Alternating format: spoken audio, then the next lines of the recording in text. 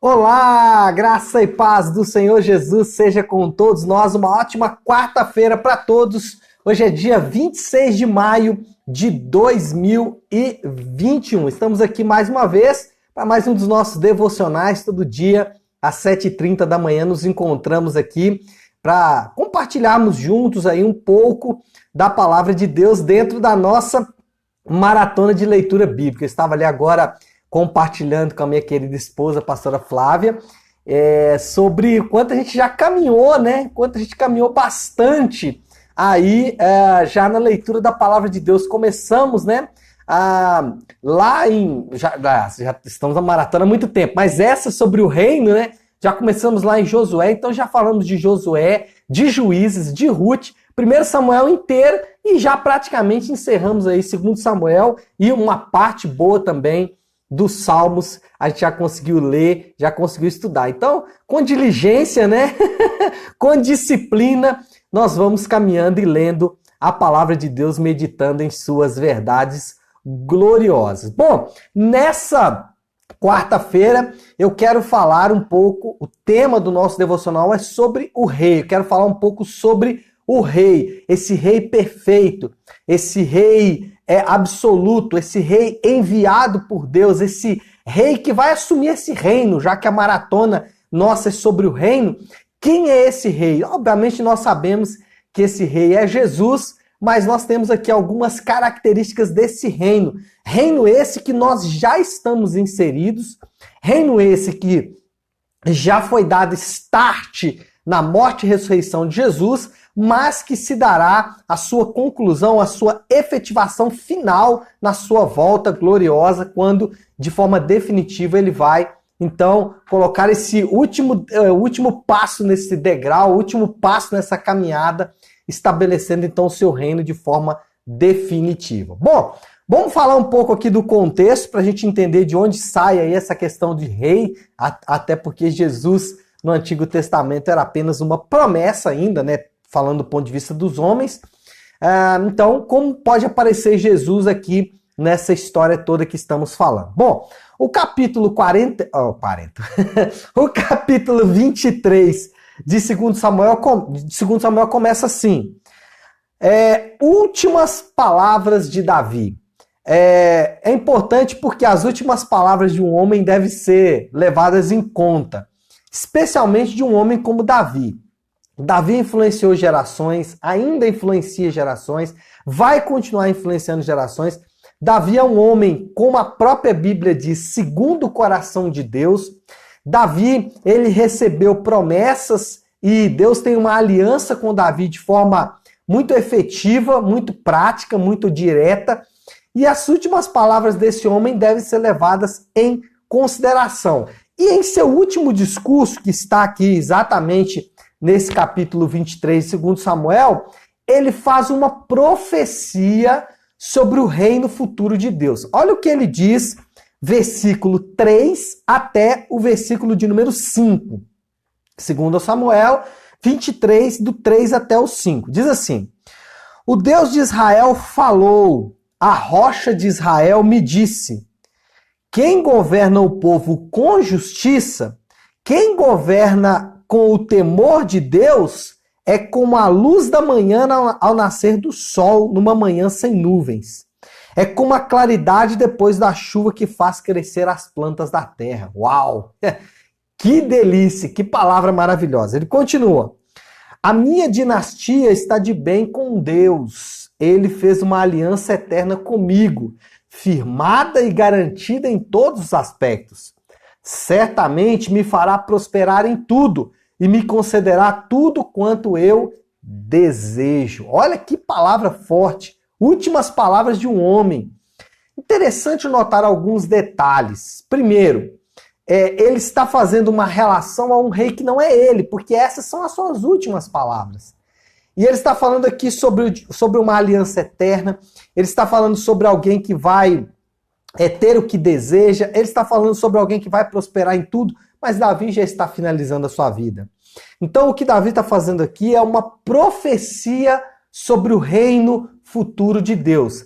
Reino esse que é inaugurado, que é iniciado de forma efetiva na vida de Jesus, na primeira vinda de Jesus. Esse reino tem algumas características e nós estamos inseridos nesse reino. Quais são as características desse reino que nós estamos inseridos? Vou falar só de acordo com esse texto aqui. Eu não vou nem usar outros textos, porque senão aí nós ficaríamos aqui muito tempo falando sobre essas características. Vou usar só esse texto que nós estamos lendo aqui como base. Primeiro, é um reino de justiça e temor a Deus. O reino de Deus ele é baseado em justiça. Logicamente que não é essa justiça nossa, humana. Não é uma justiça baseada em benefícios próprios. Não é uma justiça que olha somente para mim e para as minhas vantagens e os meus direitos. É uma justiça de acordo com Deus. De acordo com Deus, ninguém pode entrar na sua presença a não ser que seja justo. Nós só podemos nos adentrar à presença de Deus se formos justos. Só que não podemos fazer isso por conta própria. Por isso precisamos da obra de Cristo nas nossas vidas para nos tornarmos justos e permanecermos diante dele. Então, a justiça no reino de Deus tem muito mais a ver com acesso do que com direitos e deveres. A justiça no nosso mundo, ou no mundo secular, tem a ver com direitos e deveres. Né? Se eu cumpro os meus direitos e os meus deveres, se eu cumpro os meus deveres, eu tenho direitos. Se eu não cumpro os meus deveres, eu vou ter sanções. A justiça do mundo diz que eu tenho direitos e que eu tenho que reivindicar esses direitos. A justiça de Deus ela tem muito mais a ver com acesso, com chegar à presença de Deus. Então o reino de Deus é um reino de justiça e de temor a Deus, respeito a Deus. Não esse Deus caricato que muitas vezes é desenhado pelas pessoas, pelos seus próprios desejos, paixões. Ontem eu estava em um Connect, um grupo de irmãos estudando a palavra de Deus, e nós falamos sobre mentiras sobre Deus. E existem muitas mentiras sobre Deus, por quê? Porque a cultura, ela faz uma caricatura de quem Deus é. Então, o reino de Deus é de justiça e temor a Deus. Segundo, o reino de Deus é de paz com Deus. Deus, e aí ele fala que Deus, a minha dinastia está de bem com Deus. Então, nós estamos em paz com Deus. Isso é importante porque toda inimizade que foi criada pelo pecado, ela deixa de ser realidade nesse novo reino de Deus. Terceiro, é de aliança inquebrável. Esse reino, ele é baseado em uma aliança que não pode ser quebrada, que não pode ser destruída. Aliança baseada no sangue de Jesus. Quarto, esse reino, ele é próspero. Davi fala sobre isso aqui. Certamente me fará prosperar em tudo. Aqui existe uma diferença. Nós muitas vezes adaptamos essa verdade para nós mesmos. E a gente fala assim, tudo que nós fizermos vai prosperar.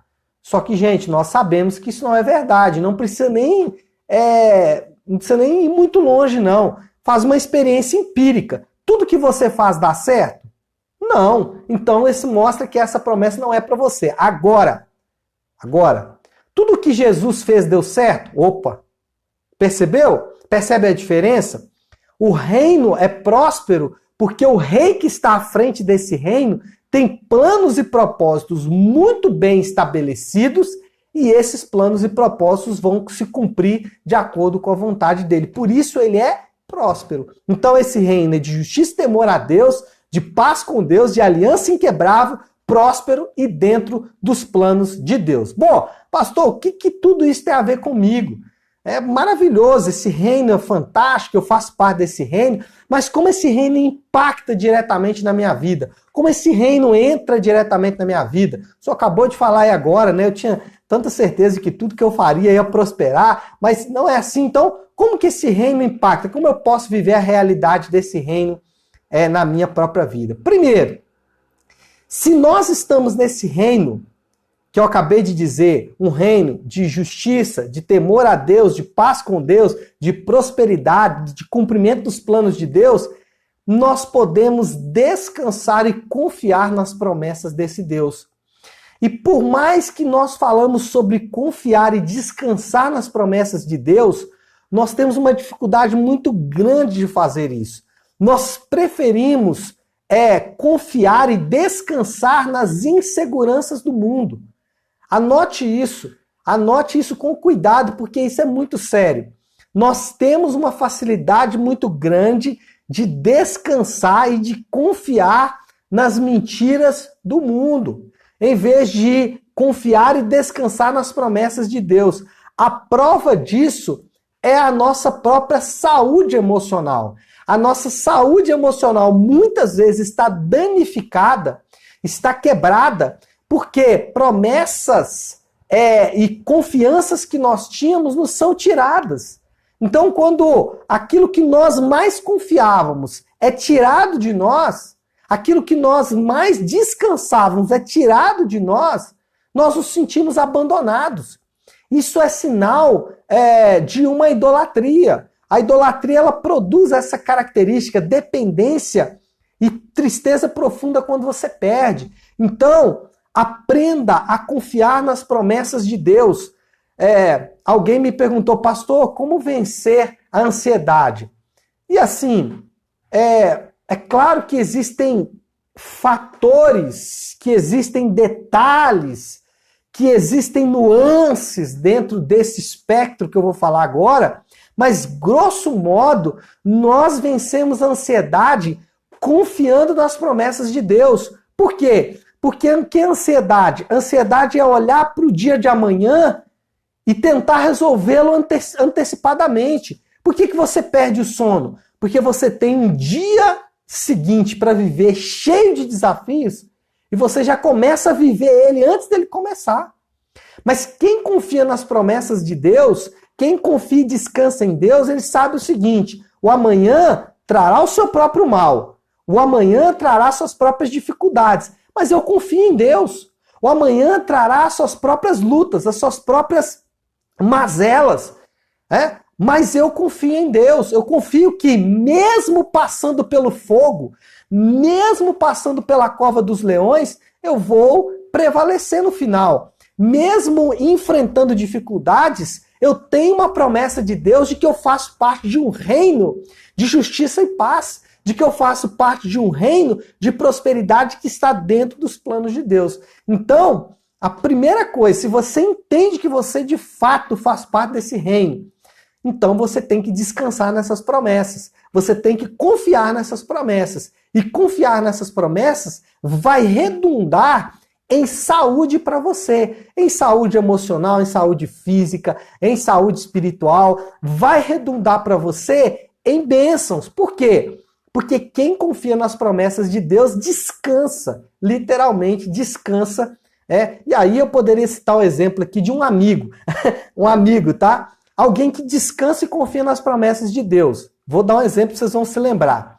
Lembra daquele personagem icônico da história que durante um naufrágio, que durante uma tempestade no mar, todos os seus amigos de barco estavam desesperados porque talvez iriam morrer naquela tempestade e ele estava dormindo no fundo do barco? Por que ele estava dormindo no fundo do barco? Porque ele estava confiante nas promessas e descansando nas promessas de Deus. Quem é esse personagem? É o próprio Jesus. Ele estava descansando porque ele confiava, ele estava descansado nas promessas de Deus. Ah, é fácil fazer isso, pastor? Não, é difícil. Mas nós temos duas opções. Ou nos apegamos às nossas próprias promessas, e de fato elas já nos deixaram na mão outras vezes, ou nós nos apegamos nas promessas de Deus. Quando nós identificamos o Rei verdadeiro, que é Jesus, a única coisa que podemos fazer é nos sujeitar a Ele. Quando você lê a história de Jesus, você tem duas opções. Aliás, uma terceira. Você pode achar que ele é um lunático, porque ele disse que ele é Deus, ele disse que ele tem o domínio sobre todas as coisas. Você pode achar que ele é apenas um mestre, uma pessoa que tinha boas palavras, e de fato ele é isso, mas ele mesmo se descreve como alguém acima disso. Você pode achar que ele é essas duas coisas que eu acabei de dizer. E ele não lunático, mas ele é um mestre, ele é um bom exemplo. Mas ele não é só isso. Ele mesmo afirmou que ele era Deus. Então esse é o rei que nós servimos e esse é o rei que nós devemos nos curvar em adoração. Certo, pessoal? Vamos fazer isso nessa manhã, vamos nos curvar diante do rei em adoração, descansando e confiando em suas promessas. A melhor coisa para fazer é orar e confiar, colocar diante dele, então, a nossa própria vida. Vamos fazer isso? Se você puder agora, pare aí o que você está fazendo, pare um pouquinho para nós podermos juntos buscarmos ao Senhor em oração. Vamos orar? Senhor nosso Deus, Pai de graça, Deus de amor e misericórdia, Teu nome é santo, Pai, Teu nome é lindo, Teu nome é maravilhoso. Senhor, nós nos curvamos a Ti agora, reconhecendo que o Senhor é um Deus de justiça e paz, e nós nos aproximamos de Ti nessa certeza. Pai, nós declaramos como Jesus nos ensinou na oração do Pai Nosso: seja feita a Tua vontade, assim na terra como no céu. Venha o Teu reino sobre nós. Venha a Tua vontade sobre nós. Venha esse reino prometido sobre as nossas vidas. Senhor Deus, nós possamos descansar nas Suas promessas. Possamos descansar como aquele que ora dizendo: Pai nosso, dá-nos o pão de cada dia. Que nós possamos descansar que o pão de hoje já está providenciado pelo Senhor. Nós possamos descansar que da mesma forma que o sol nasceu nessa manhã, ao suprimento do Senhor também virá sobre as nossas vidas. Que toda angústia, que todo medo, que toda paura, que todo pânico, que todo desespero, Senhor Deus, ele seja agora abrandado, sendo agora completamente destruído pelo Senhor, pelas promessas do Senhor, que esses sentimentos que são tão fortes, Pai, possam começar a perder força, perder vigor, até serem completamente extinguidos. E nós cremos, Pai, que só faremos isso quando confiarmos totalmente no Senhor. E é nesse sentido que nós nos achegamos agora, confiando plenamente no Senhor e na sua doce e preciosa palavra. Senhor, nós oramos ainda pelos nossos irmãos que estão enfermos, seja, Senhor Deus, por esse vírus tão terrível ou outras enfermidades, para que o Senhor os cure. Oramos por aqueles que perderam seus entes queridos nesse período, que o Senhor os console. E oramos por aqueles que estão enfrentando grandes dificuldades para trazer o seu pão, para trazer o pão para a sua mesa. Que o Senhor os abençoe nessa manhã. Assim nós oramos. Em nome de Jesus. Amém, amém e amém. Amém, pessoal? Bom, então é isso. Que Deus abençoe. Uma excelente quarta-feira para todos nós. Fiquem com Deus. Deus abençoe.